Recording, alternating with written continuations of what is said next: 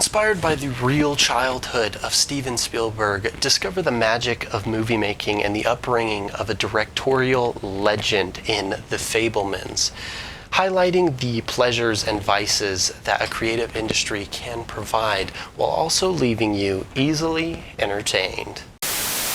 Welcome to Easily Entertained, a show dedicated to appreciating all the best parts of entertainment. My name's Bryson Olson, and I'm a filmmaker and a lover of all forms of storytelling. Here I will bring you along as we critique and analyze stories with a more positive take on why we enjoy them and bring a new appreciation to the world of entertainment.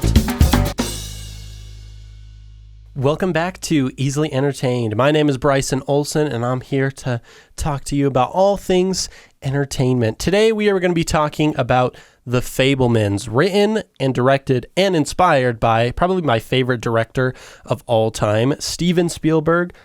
I love so many of his movies: Schindler's List, Jurassic Park, Jaws, Saving Private Ryan. There's so many because Steven Spielberg is just an absolute movie legend, and he's not hugely open about his private life, something that I kind of admire about Spielberg, that he doesn't exactly want to have his family hugely in the limelight and would rather keep things a bit more personal. I kind of admire that. It's interesting to actually learn about how Spielberg got his start because, you know, kind of everyone knows who Steven Spielberg is, and his movies are absolutely phenomenal, and you know so many of them, like Jurassic Park. You know the theme from Jurassic Park. You know Jaws, the theme from Jurassic Park, the theme from Jaws, and, you know, paired up with John Williams, and it's just phenomenal what Steven Spielberg can do. And so The Fablemans is based very much about Steven Spielberg's own childhood, and some things have kind of been changed here and there for the theatrical value and to, of course, probably keep things private. But for the most part, the general story is that of Steven Spielberg. So I thought it would be kind of interesting to dive into the movie that covers such an amazing movie director. So with that being said, let's get started.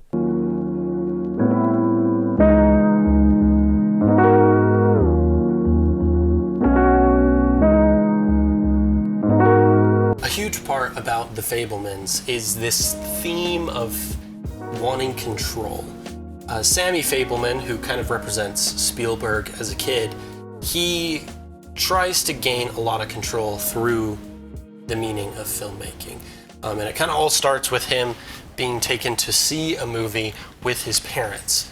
They see, I believe it's The Greatest Show on Earth, and during the movie, they have a scene where a train rams through a car, and Sammy was already kind of pretty hesitant on seeing a movie, and so that kind of feels like, as a kid, you don't really have a choice, you don't really have control, as they would say. And because of that, and having to be forced to watch this train crash, even though like it's not going to traumatize him for life, seeing something like that is kind of crazy to a child, and you know, you would want to gain control over it. After having to see something like that, he needs that kind of control. And after the movie, he's kind of like phased. He doesn't really know how to process it correctly. And for Hanukkah, what he asks for is a train. And, you know, they find that to be, you know, a pretty normal thing. He's a kid, and with that, you know, he may like trains. Everyone kind of likes model trains when they're a child, and that is just something kind of fun. But when he gets it, one of the first things he does is takes a toy car and puts it on a track and makes it crash. And the parents are super confused on this, and, you know, probably understandably so. However, it's because of that control, and the mom even says it. She realizes that it's because he wants to gain control.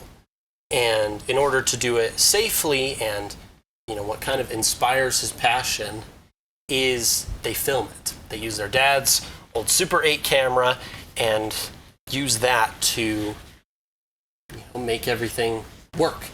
They film the crash itself and then can replay it over and over again. That way they have control without being unsafe.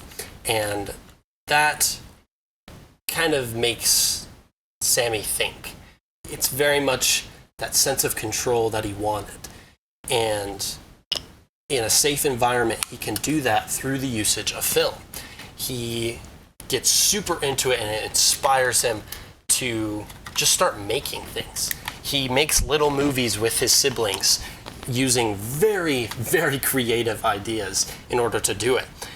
Just like, putting toilet paper on their face and spraying it down with water so it sticks, and ripping it open a little bit and making them look like mummies, or poking holes in film for gunshots, which is something that, when you look at movies today, that's something that could be so easily done in practical effects. But the time of this movie, it's like 60s, and they obviously don't have the digital editing technology to do that. So everything has to be done in a more physical sense. So it's actually taking film and poking holes in it because he believes it's too fake. He needs more control over what is seen on screen.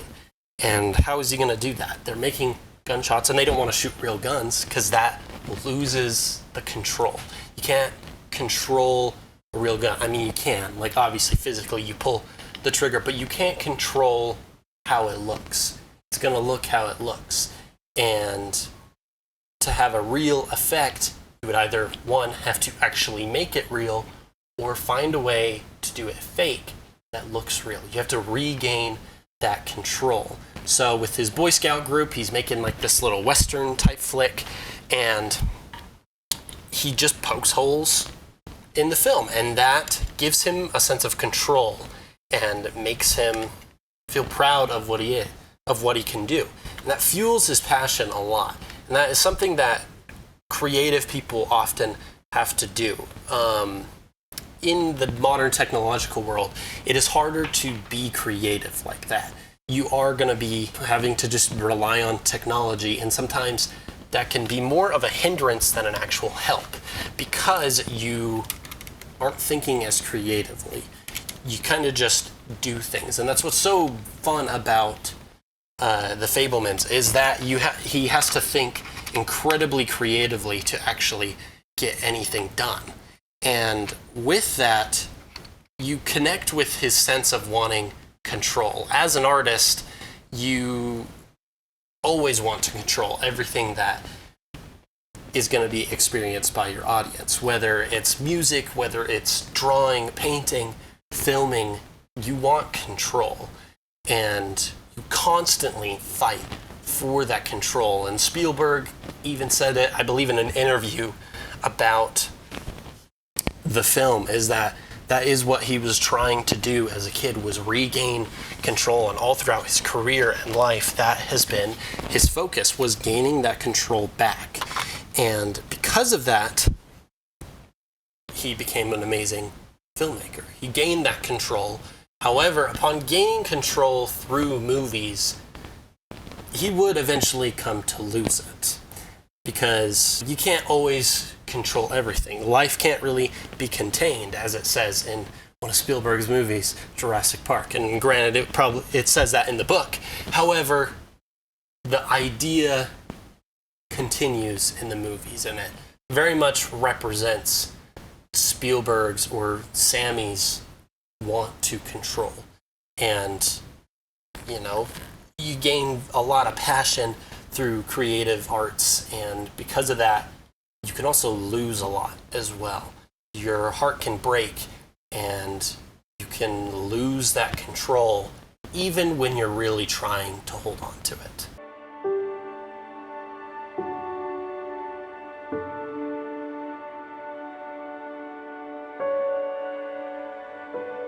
So Sammy, or Spielberg, has kind of always lived his life trying to gain that control. However, nothing really affects your sense of control than capturing something, using the thing that you used to feel like you had control over yourself, over life, over everything, but capturing something that you don't really have any control over.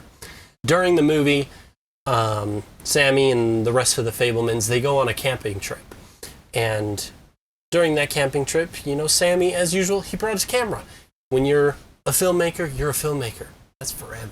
You're going to be constantly taking pictures, taking video. You can't really escape the storytelling, and you like that. That's something you feel like you can capture and control and show to everybody else, that you could control this aspect of life. However, during the camping trip, some instances occur, but Sammy doesn't exactly know yet. What ends up happening is he takes a lot of video during this camping trip, and after they go back home, his mom, Mitzi, her mom dies. So Sammy's grandma dies, and his mom is obviously distraught. And to try and cheer her up, his dad, Bert, tries to get Sammy to edit the camping video into like a little movie, I guess, to cheer up his mom. She needs it, is how he puts it. That he should put aside his other big passion project that he's trying to do, like a World War II type film, put that aside and instead focus on cheering up your mom. Seemingly a pretty good message. And because Sammy loves his mom, even if he's annoyed, he will make it. However, that ends up becoming a bit of a problem. During the editing process, Sammy realizes that he's caught his mom and his dad's best friend together, being a little bit too close. And as someone who is only just a kid, this kind of rocks Sam's world. The thing that he was using to control life around him, to really focus on what he could do, he now has something that he has no control over.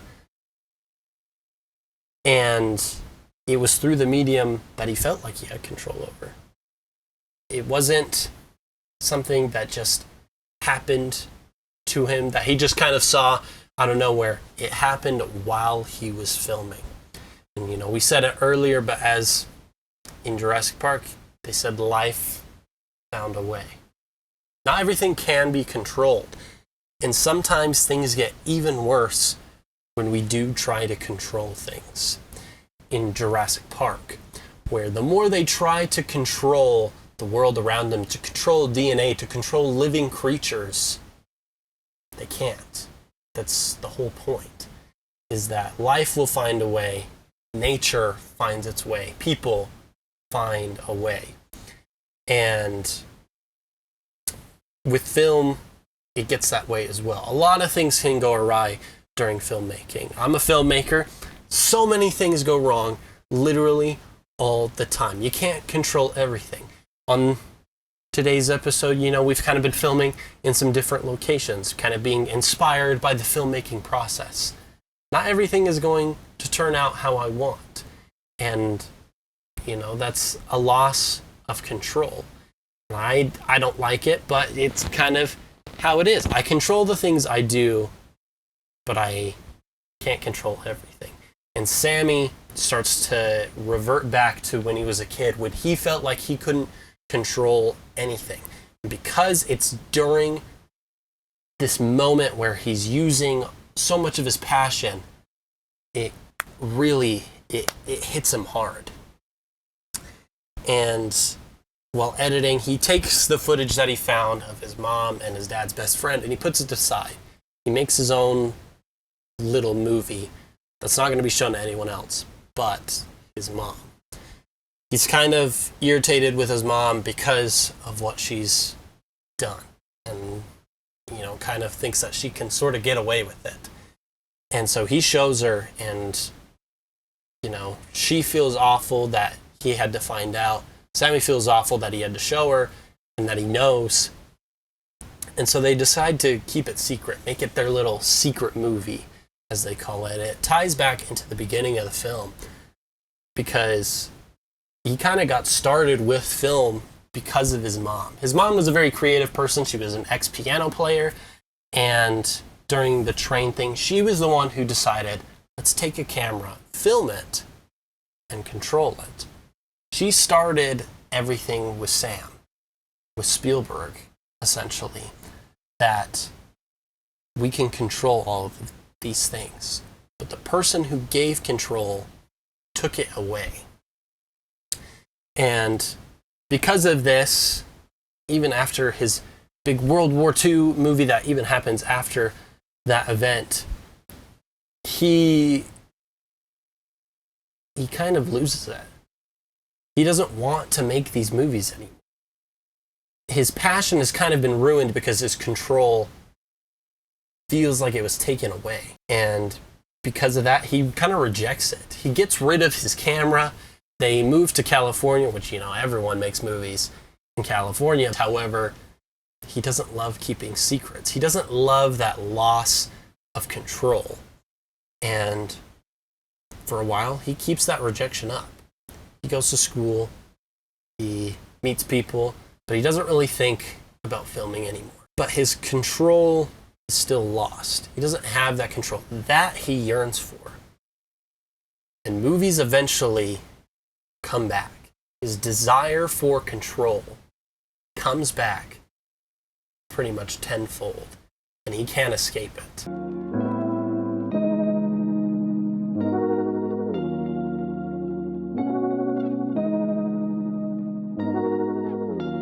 Much like changing the camera locations today and ending up right back in the studio, often the things we try to avoid come right back to us. And that's the same for the Fablemans. It was the same for Spielberg, who inspired the Fablemans. After getting rid of his camera, Sammy and, the rest of the Fablemans, like I said, they moved to California. Sammy goes to high school, but he is feeling even more loss of control than he ever did, because he's being bullied at his new school by these anti-Semitic people that just don't really like that he's Jewish and just don't like him in general. And he even dates this hyper-religious, not Jewish religious, like Catholic religious girl. And he feels like he's lost more control than ever. However, his passion will come back. His control will come back, not necessarily by his choice, but because he has to, and he can't escape it. During his time in California, an event comes up at school where it's like a senior ditch day, where they're all kind of allowed to just not go to school. But that gives Sammy an opportunity to shoot a movie of it. And his girlfriend gives him, says her dad has an Ariflex, which is like a very nice camera for the 60s that was like a home camera, like basically a cinema camera that was more portable. So instead of just a Super 8, it was a 16 millimeter, which was very nice. But Sammy can't really escape. And I believe it's kind of prior to being in California, but they get a visit from their Uncle Boris on his mom's side, who talks very much about how he can't escape art. Art is like an addiction. It's something that you can try and stop, but your heart's going to yearn for it, and your heart's going to be broken if you can't do it. And Sammy's heart does. He can't escape his art. He can't escape his film. He knows exactly what he wants. He wants control, and he wants to do movies and film and all this kind of cool stuff. But he feels like he can't.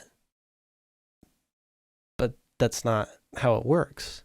Art finds a way, just like life finds a way. Boris says it like this, that they're junkies and art is our drug. And that really connects with me as someone who is very much into art, into filmmaking, into pretty much anything creative. It hurts when you can't create. For Sammy, for Spielberg, it hurts when you can't create. So, Sammy takes up the opportunity and regains his control and love for movies again.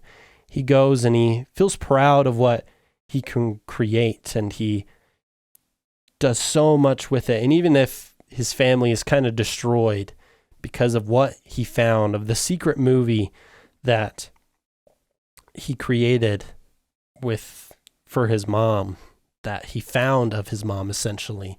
Because movies, it's not even about making half the time. It's about finding. It's about discovering.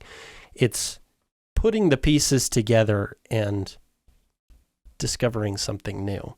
And that's very much what Sammy loves. It's that control. Although you can't control exactly the end product, you can control how you find it. And, as a result of this regained passion and regained control, after graduating, he initially tries college, much like Spielberg did. And, he took his dad's advice. Instead of going to film school, he just went to normal college. But he didn't really like it. It was not for him.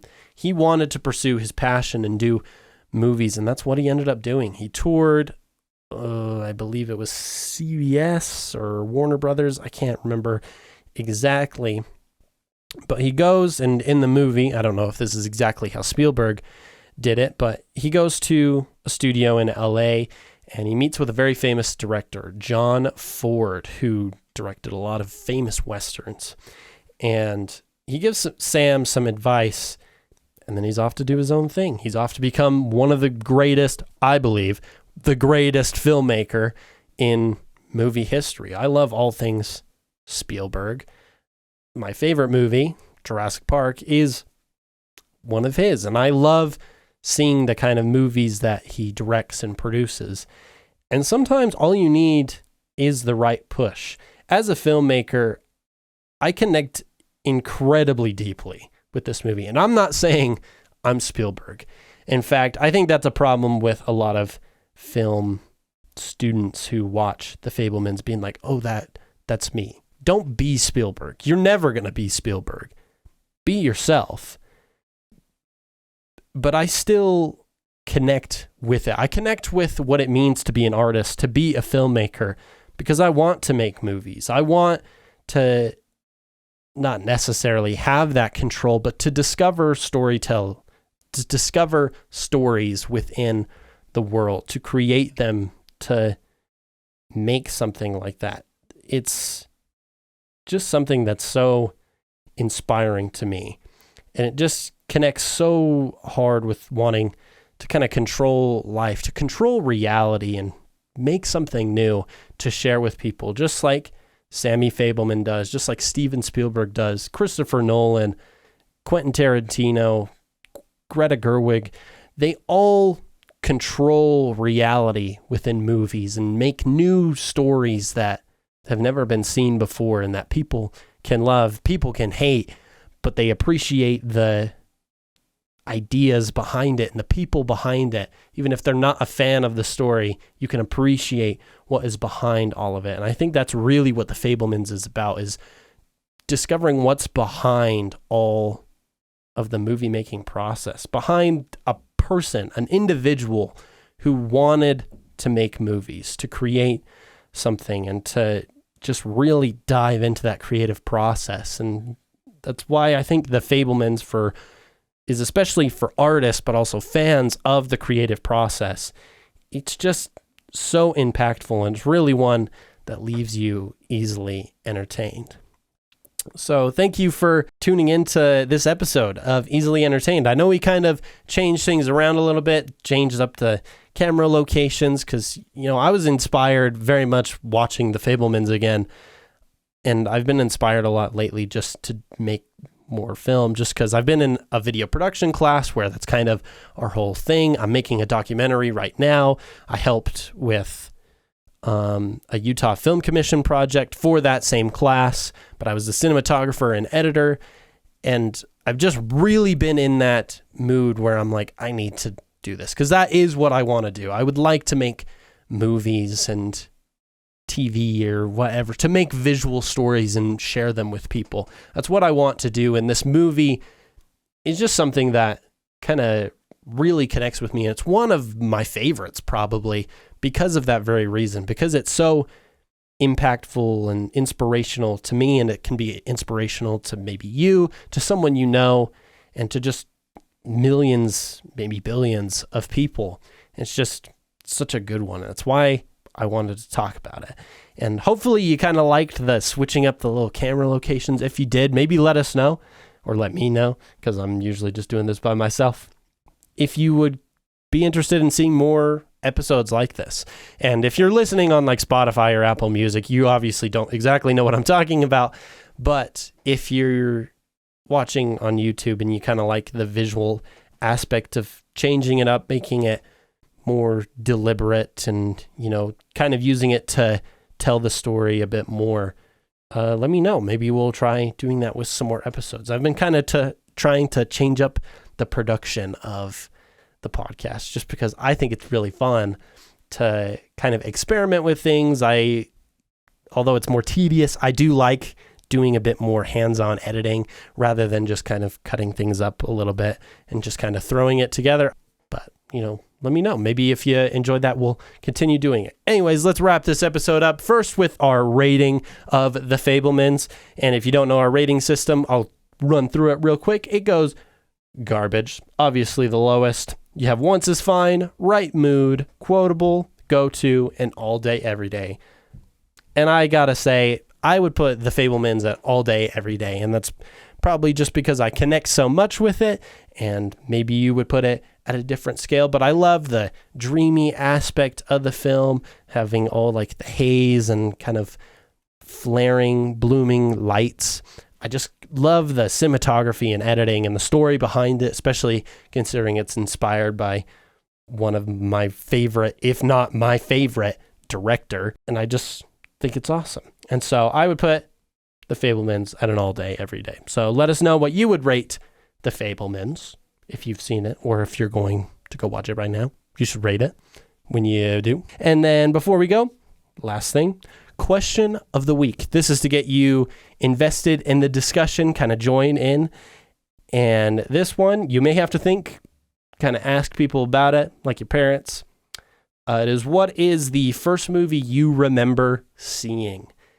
And I know I've seen movies prior to this movie, but the movie that I remember actually going to the theater and seeing in person was, I believe, Monsters, Inc. That's probably the one that I remember. Well, maybe that's not true. I remember watching Monsters, Inc. a lot as a kid. I don't know if I remember seeing it in the theater. I think Cars, weirdly, was the first one that I remember seeing in the theater, because I think we went for my sister's birthday. Could not tell you for sure, but that's one that I do remember going to the movie theater and seeing, and that, you know, maybe that's where it all started. I saw it on the big screen, just like Steven Spielberg, and now I want to make movies. Maybe. I kind of changed what I wanted to do for a long time, and, you know, movies is kind of a slightly more recent thing, but like within like 10 years. So, you know, at least probably like half my life I've wanted to do this, so that's okay.